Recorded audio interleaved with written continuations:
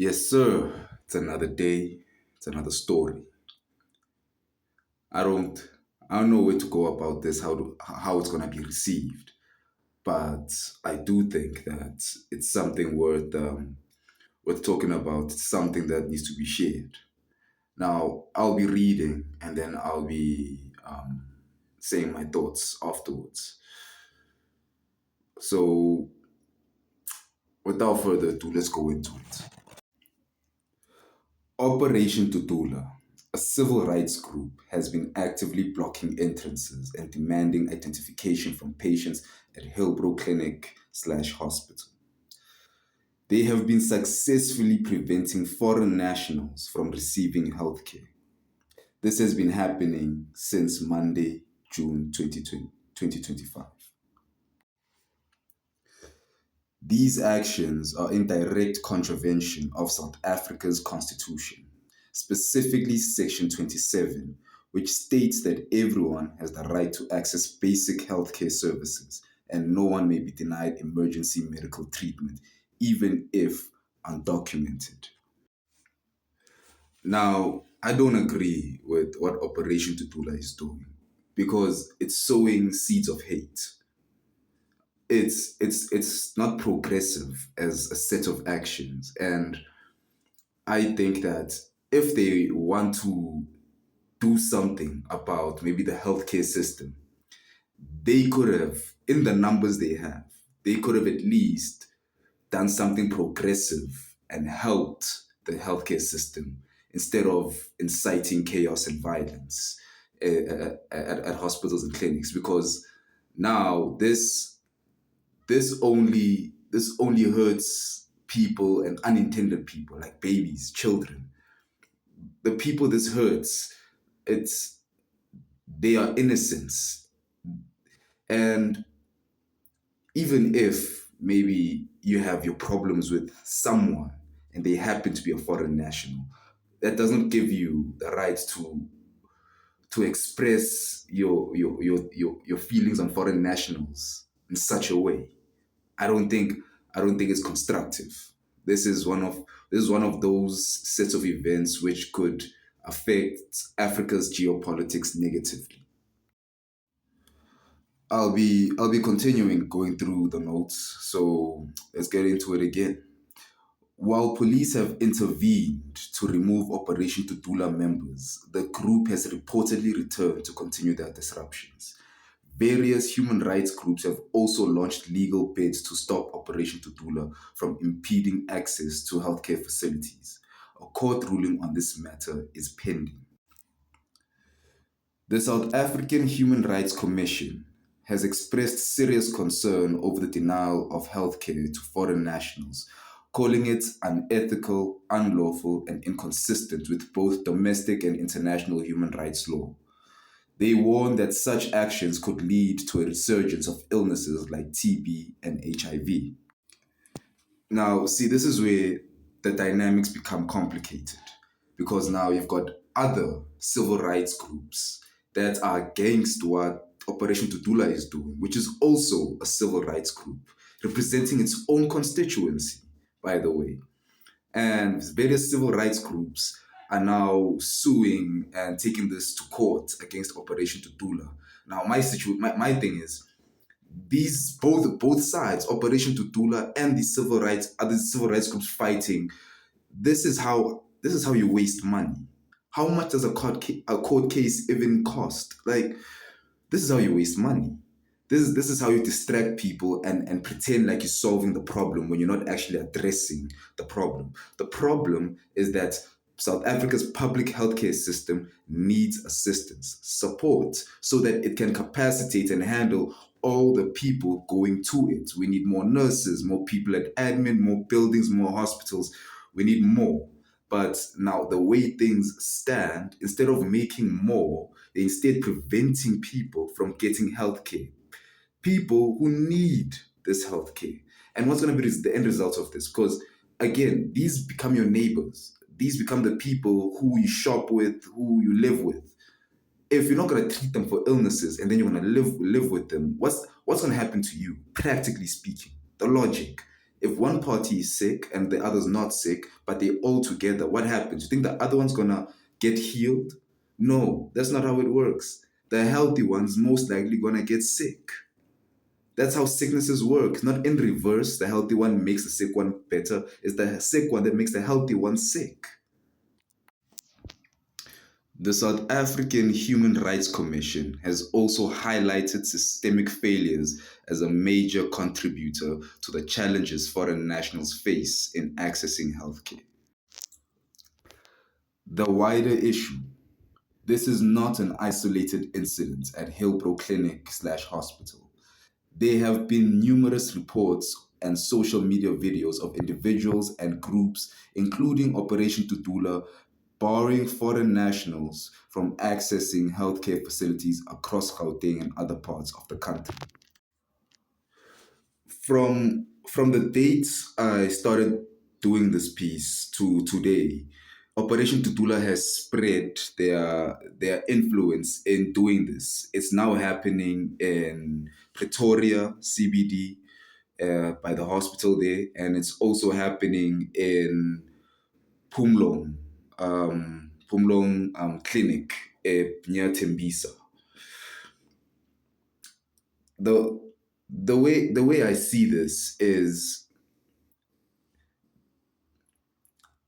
okay. So I had asked on the ground average people what they thought about this because I think that I know too much and it makes me empathize easily, or maybe it makes me not absorb certain information properly. I don't know.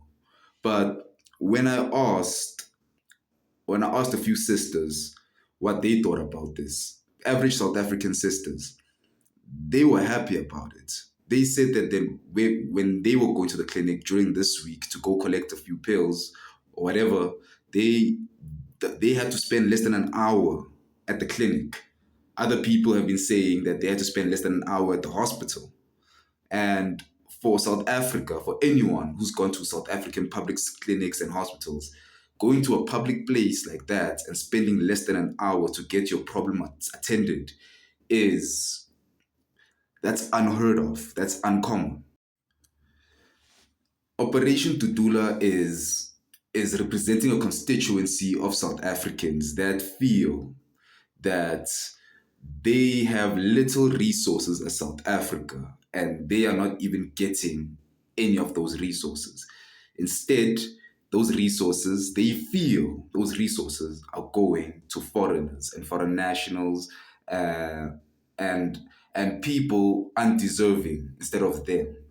My thing is though that South Africa's constitution allows for foreign nationals to be treated in South Africa through the public medical services.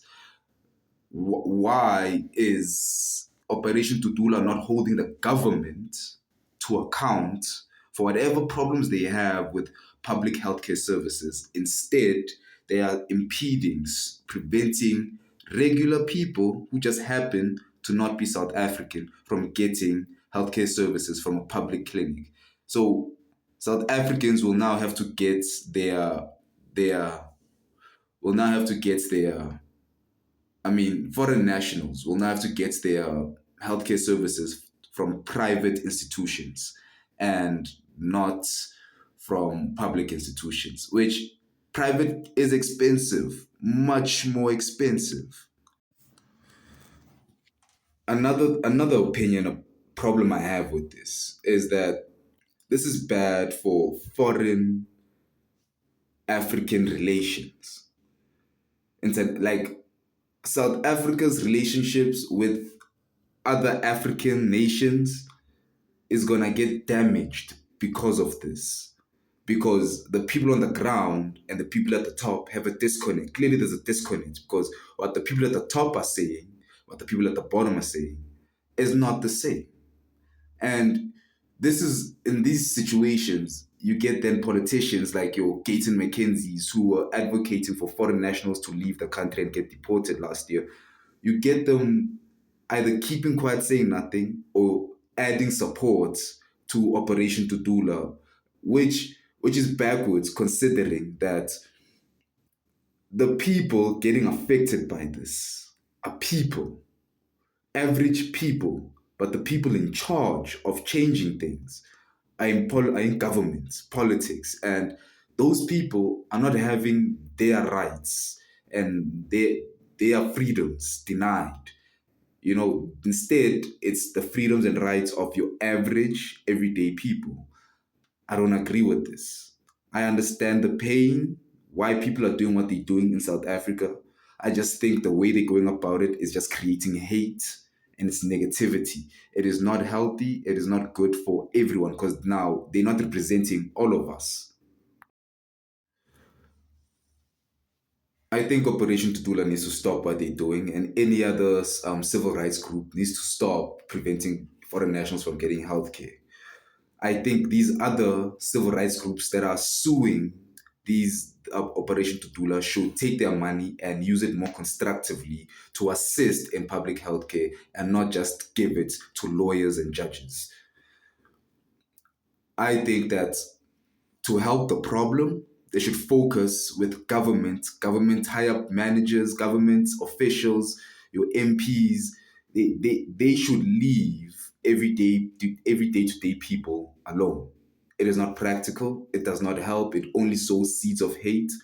And these are the same people we live with. We live next to them. These are our neighbors. These are people some of them call friends. These are people who've helped us, supported us better than other South Africans. So it doesn't make sense. I don't agree with this. It's not practical. Go about isolating and solving the problem. Do not attack the average innocent person. It is it is not healthy. It is not good. But anyway, this will have one of three outcomes.